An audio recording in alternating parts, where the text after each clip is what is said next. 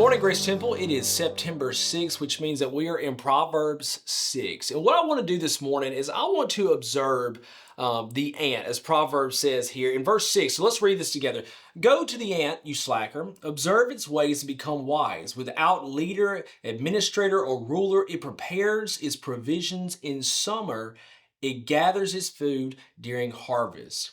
How long will you stay in bed, you slacker? When will you get up from your sleep? A little sleep, a little slumber, a little folding of the arms to rest, and your poverty will come like a robber, your need like a bandit. I want to observe the ways of the ant here.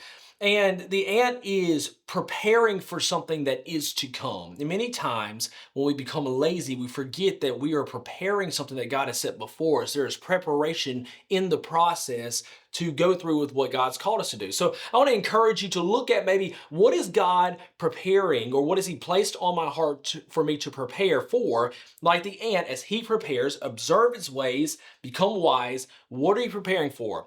I was also thinking about the difference between rest and lazy. Many times we look at rest and we say, oh, I need to rest. And what happens many times is our rest becomes an excuse for us to be lazy.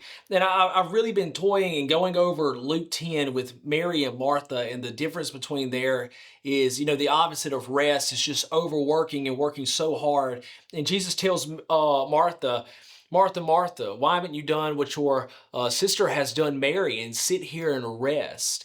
There's a distinguished difference. There's a big difference between rest and laziness. So I want to encourage you that we do need to rest in the Father, but we need to be very careful that our rest doesn't become us being lazy, that we need to prepare the way that the Lord has made for us. We need to seek after Him, and that we need to be like the ant and see the harvest that is to come. I hope you're encouraged today. Find great rest in the Lord. Don't let your rest become laziness. Continue to work, put your hands to the plow, and continue to do what God has called you to do. I hope you have a blessed day. We'll see you tomorrow.